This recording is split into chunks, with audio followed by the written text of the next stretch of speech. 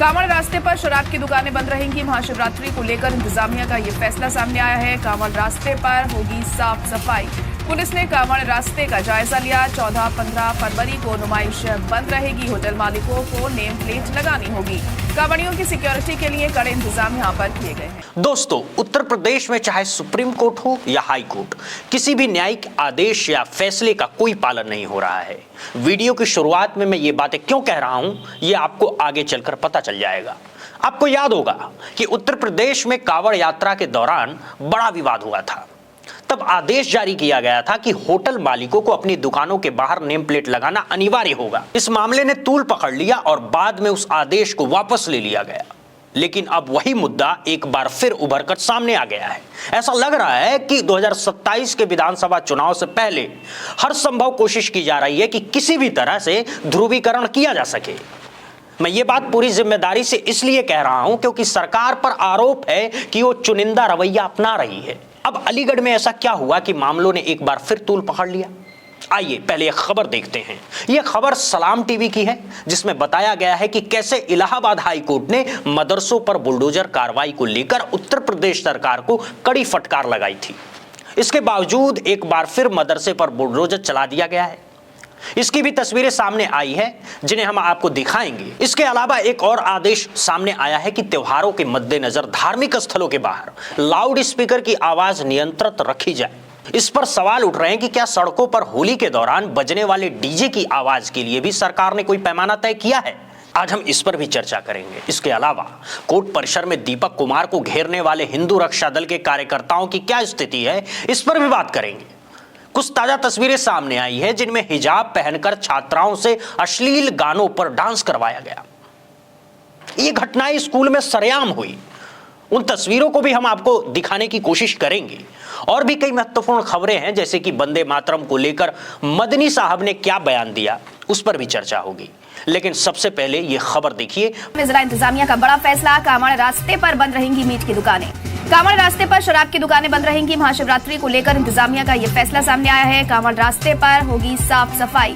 Police ने कांवड़ रास्ते का जायजा लिया। 14-15 फरवरी को नुमाइश बंद रहेगी। होटल मालिकों को नेम प्लेट लगानी होगी। कांवड़ियों की सिक्योरिटी के लिए कड़े इंतजाम यहां पर किए गए। 15 तारीख को महाशिवरात्रि के मौके पर सरकार की तरफ से ये आदेश आया है कि कांवड़ यात्रा के दौरान मीट की दुकानों और शराब के ठेके बंद रहेंगे। ये बहुत अच्छी बात है, लेकिन सवाल यह है कि क्या यही आदेश आगे भी जारी रहेंगे? क्योंकि अभी रमजान का महीना आने वाला है और उसके बाद ईद का त्योहार भी है। लोग सवाल पूछ रहे हैं कि क्या होटल मालिकों को नेम प्लेट लगाने का जो आदेश दिया गया था, वो किस आधार पर और किस अधिकार के तहत दिया गया? इस तरह की बातें लगातार लोगों के द्वारा कही जा रही है। दूसरी तरफ होली को लेकर एक और खबर सामने आई है। मुख्यमंत्री योगी आदित्यनाथ की सरकार ने एक आदेश जारी किया है। ये आदेश आप खुद देखिए। ये खबर मैं आपके सामने प्ले कर रहा हूं, जो एनडीटीवी की है। जरा देखिए इसमें क्या क्या बताया गया है। अब होली को लेकर रंग में भंग डालने वालों की अब खैर नहीं, योगी आदित्यनाथ ने ये कहा है। उन्होंने ये भी कहा है कि लाउड स्पीकर को लेकर सख्त आदेश दिए गए हैं। मुख्यमंत्री योगी ने अधिकारियों को साफ साफ आदेश दिया है कि तेज लाउड स्पीकर बजाने वालों पर कार्रवाई होगी। होली को लेकर यह आदेश योगी आदित्यनाथ ने दिया है। दोस्तों, अब सबसे बड़ा सवाल यही है कि होली के मौके पर लाउड स्पीकर की तेज आवाज जितनी धर्मस्थलों से नहीं आती, उससे 4 गुना ज्यादा सड़कों पर, गलियों में, मोहल्लों में डीजे पर शराब पीकर नाचने वालों द्वारा की जाती है। होली पर इस तरह का हुड़दंग होता है दोस्तों, तो बात धर्मस्थलों के लिए कही गई है। क्या इसमें हर तरह के धर्मस्थल शामिल हैं? क्या ये स्पष्ट करना चाहिए कि नहीं? और अगर स्पष्ट किया गया है तो क्या बराबर की कार्रवाई हो रही है या नहीं? या फिर त्योहारों के मद्देनजर ऐसा बयान दिया गया है जिससे कहीं ना कहीं जिनको संदेश जाना चाहिए उनको संदेश पहुंच जाए? क्या इस तरीके को भी माना जा सकता है? एक और खबर आपको दिखाता हूं, संभल से है। ये सारे घटनाक्रम देखिए, सब कुछ एक ही रेखा पर है, बड़े सिलसिलेवार तरीके से हो रहा है। मैं इसलिए आपको बता रहा हूं, पहले अलीगढ़, फिर त्योहारों के मद्देनजर वाला मामला, क्योंकि लगातार कई बार देखा गया है कि होली के दौरान पश्चिमी उत्तर प्रदेश में कई बार मस्जिदों को तिरपाल से ढका जाता है, रंग गुलाल फेंकने से बचाने के लिए। इस तरह की खबरें कई बार आती हैं। एहतियात के तौर पर प्रशासन द्वारा इस तरह के कदम उठाना ठीक भी है, लेकिन एक खबर जो अभी संभल से आई है, संभल के नरौली में एक मदरसे पर बुलडोजर चला दिया गया। ये उस दौरान की तस्वीरें हैं। आप देखिए मदरसे की जो संरचनाएं हैं उनसे लोग बाहर जा रहे हैं। और ये देखिए ये अंदर की तस्वीरें हैं। ये देखिए बुलडोजर चल रहा है। मैं लगातार एक बात कहता आया हूं कि संभल उत्तर प्रदेश में सियासत की उपजाऊ जमीन बनने जा रही है। ये बात आप मानकर चलिए। अब ये शर्तें क्या होंगी, किस बुनियाद पर ये सब होगा? क्या वो हिंसा की बुनियाद पर, क्या वो ध्रुवीकरण की बुनियाद पर, क्या वो हिंदू मुसलमान नफरत की बुनियाद पर होगा? बुनियाद चाहे जो भी हो, लेकिन संभल आने वाले समय में चर्चा में रहेगा, ये तय है। लेकिन ये होना है और इसके संकेत 1.5-2 साल पहले ही मिल चुके हैं। जामा मस्जिद वाले केस के बाद से लगातार संभल सुर्खियों में है और किसी न किसी बहाने वो सुर्खियों में बना हुआ है। सुदर्शन उत्तर प्रदेश को आप जानते हैं, ये उसी के ट्विटर हैंडल से आज पोस्ट किया गया है। इसमें अवैध मदरसे का जिक्र किया गया है। इसको लेकर बहुत सारी खबरें हैं। पहले तस्वीरें देख लीजिए। ये देखिए एक तस्वीर, ये बुलडोजर है। मदरसा ढहाए जाने के बाद ये तस्वीर है। गुलिस्तान देवभूमि नाम का एक ट्विटर हैंडल है, उसने ये वीडियो अपने ट्विटर हैंडल से जारी किया है। संभल में मदरसे पर चल रहा योगी का बुलडोजर। प्रशासन ने कहा कि आसपास के 8 से 10 मकान भी अवैध हैं। ये पूरा इलाका सोचिए दोस्तों छावनी में तब्दील है बुलडोजर एक्शन को लेकर। अभी 2 दिन भी नहीं हुए, कल ही इलाहाबाद हाईकोर्ट ने सीधे तौर पर दंडात्मक कार्रवाई पर सवाल उठाए थे।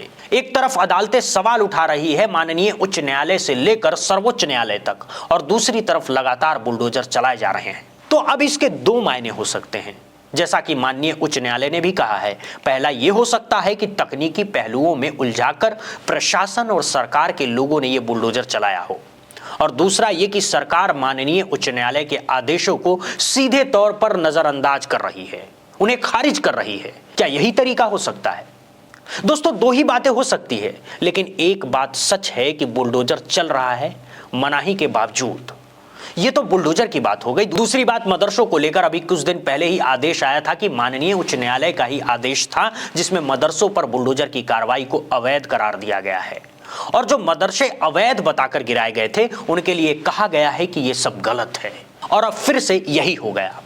तो अब सवाल ये है कि सरकार ये तय करे कि आखिर ये हुआ क्यों, और माननीय उच्च न्यायालय के आदेशों के बाद उसके पास इसके लिए क्या तर्क है। अब दूसरी तरफ उत्तराखंड के कोटद्वार में हिंदू रक्षा दल के गुंडे पहुंचने वाले थे। वे लगातार दीपक कुमार को गालियां दे रहे थे। पिंकी चौधरी लगातार मुल्लागिरी निकालने की बात कह रहा था, और तमाम सारे चिंटू यही बात कह रहे थे। दीपक कुमार को लगातार धमकाया जा रहा है। हालांकि पिंकी चौधरी को हरियाणा पुलिस और उत्तर प्रदेश पुलिस ने हाउस अरेस्ट कर लिया था, लेकिन उत्तराखंड की सीमा पर चौकसी की तस्वीरें देखिए। कोटद्वार की सीमा पर ये तमाम पुलिसकर्मी उत्तराखंड के पुलिस वाले लगे हुए हैं। इन तस्वीरों को देखकर यह समझ में आ रहा है कि दरअसल पुलिस बड़े व्यवस्थित तरीके से काम कर रही है। फोटो खिंचवाने के बाद सारा काम सेट है। हालांकि यह भी सच है कि पुलिस की सुरक्षा जरूरी है। सचिन गुप्ता ने यह जानकारी दी और बताया कि कोटद्वार में आज भारी पुलिस बल तैनात है। यूपी उत्तराखंड के बॉर्डर पर हर वाहन की चेकिंग हो रही है। हिंदू रक्षा दल ने कोटद्वार जाकर दीपक का मुल्लापन दूर करने का ऐलान किया है, और ये है वो तस्वीरें। दोस्तों इसी बीच एक और खबर झांसी से आई है। झांसी में आलोक नायक इंटर कॉलेज है, वहां पर छात्राओं को हिजाब और बुर्का पहनाकर डांस कराया गया। एक ऐसा अमर्यादित गाने पर डांस कराया गया है, और एक ऐसी पोशाक के साथ जिसे सीधे तौर पर मुस्लिम धर्म के मानने वाले लोग अपनी धार्मिक पहचान से जोड़कर देखते हैं। तो अब सवाल यह है कि क्या ये सब कुछ जानबूझकर कराया गया, और अगर जानबूझकर कराया गया तो इस स्कूल पर, इसके प्रबंधकों पर, संचालकों पर क्या कार्रवाई होगी। एक और खबर आपको दिखाता हूं। यह खबर है इंदौर से। इंदौर में एक नर्सिंग इंस्टीट्यूट, जो मैनेजमेंट का इंस्टीट्यूट है, उसके बाहर वैलेंटाइन डे मनाने के विरोध में हनुमान चालीसा का पाठ किया गया। दोस्तों एक नया ट्रेंड आपने देखा है, वैलेंटाइन डे पर हनुमान चालीसा पढ़ेंगे, क्रिसमस पर तुलसी पूजन दिवस मनाएंगे। लेकिन इन चिंटुओं से कोई अगर पूछ ले कि यहां कहां लिखा है, कहां यह कहा गया है, किस शास्त्र में, किस धर्म, किस किताब में है कि क्रिसमस के दिन ही तुम्हारी तुलसी पूजन होता है। यह दरअसल नफरतियों का उपजाया हुआ एक ऐसा प्रोपेगेंडा है जो समाज को बांटने और समाज में वैमनस्य फैलाने का काम करता है, और इसी बांटने की राजनीति से इनका धंधा चलता है, इनकी रोजी रोटी चलती है। अगर हम आपसे ये बात कहें तो दरअसल ये नफरत फैलाने के नाम पर ही अपना घर चला रहे हैं। बेरोजगार हैं और जाहिल भी हैं। कायदे की नौकरी तो मिलेगी नहीं। देखिए जरा क्या हो रहा है।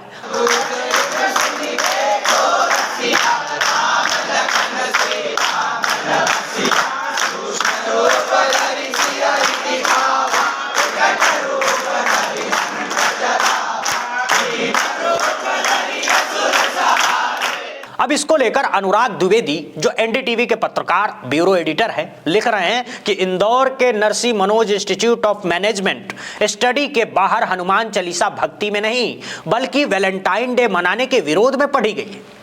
जिनका कॉलेज था वो बच्चे धमकाए और भगाए गए, ऐसे भी आरोप है। ये बात कही गई है दोस्तों। इसी बीच गृह मंत्रालय ने 2 दिन पहले एक आदेश जारी किया है जिसमें कहा गया है कि अब स्कूलों और सरकारी दफ्तरों में वंदे मातरम गाना अनिवार्य होगा और अगर आप वंदे मातरम और जन गण मन साथ में गाते हैं तो पहले वंदे मातरम गाएंगे, उसके बाद जन गण मन गाना होगा। अब इसको लेकर जमीयत उलेमाए हिंद के चीफ मदनी ने गंभीर आपत्ति जताई है। आपत्ति इसलिए भी जताई जा रही है क्योंकि मुस्लिम समाज के लोगों का दावा है, और यह बात कहीं ना कहीं सच भी है, कि संविधान में कहीं भी किसी भी कोर्ट में किसी आर्टिकल में इस तरह की बात कहीं नहीं लिखी गई है। तो फिर सरकार ऐसा क्यों करना चाहती है?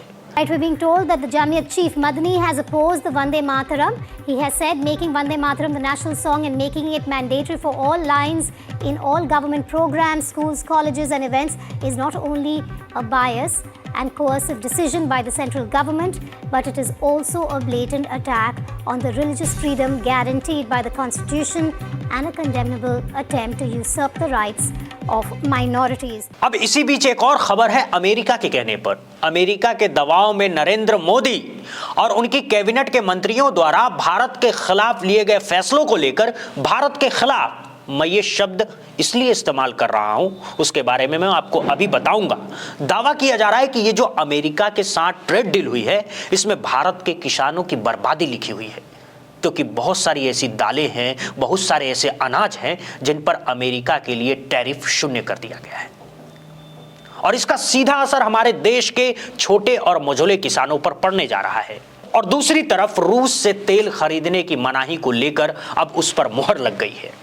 एक पत्र के बीच में कुछ लोगों ने यह भी कहा है कि जब अमेरिकी अधिकारी ने कहा कि हम जो कह रहे हैं भारत वही कर रहा है, तो क्या विपक्ष जो कह रहा है कि एक बार फिर भाजपाइयों ने भारत को गुलाम बना दिया, इस बात को सच मान लिया जाए? पहले ये वीडियो देखिए। Supposedly India has pledged to cease importing Russian oil. How are you going to enforce that? Because we're talking about, does that include third-party traders, blended cargo, ship to ship, ghost ships? How are you going to enforce that? Well, fortunately, I won't be in the enforcement business. That will be, I think, probably my DOW colleagues will be thinking about, ships that are traveling around. But I think. But then maybe the question for you is, how are you going to measure it? अब देखिए, इसकी पुष्टि रूस ने नहीं, America और Venezuela से तेल खरीदो। सरकार ने रिफाइनरियों को आदेश दिया है। मतलब जो डोनाल्ड ट्रंप कह रहे हैं, जो लगातार पूरा देश कह रहा है, सरकार एक तरीके से अमेरिका के सामने गिड़गिड़ा रही है, बिल्कुल लेटी हुई है, नतमस्तक है दोस्तों। अब इसको एपेस्टीन फाइल से भी जोड़ रहे हैं बहुत सारे लोग। कहा जा रहा है कि भारत के इन ताकतवर लोगों के जो एपेस्टीन फाइल में नाम है, चाहे नरेंद्र मोदी की बात हो, चाहे अनिल अंबानी की बात हो, चाहे पुरी साहब की बात हो, तो क्या ये आरोप, ये दावे भी सच मान लिए जाए?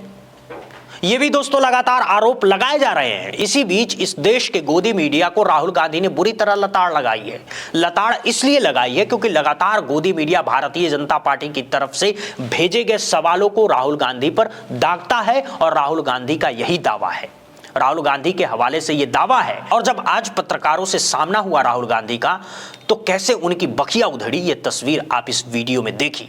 You're not totally employed by the BJP. At least try and do a little bit of objective stuff. It gets really shameful.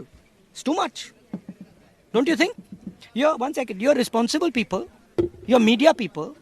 You have a responsibility to be objective. You can't just take a word they give you, right, every day, and then run your whole show on that. You're doing a disservice to this country. Are you not able to recognize that? तो इस video में बहरहाल इतना ही। बहुत बहुत शुक्रिया, बहुत बहुत धन्यवाद। आप जुड़े रहिए अपने चैनल बुद्धा इंस्पायर्ड के साथ, और चैनल को लाइक और सब्सक्राइब जरूर करिए। बहुत बहुत शुक्रिया।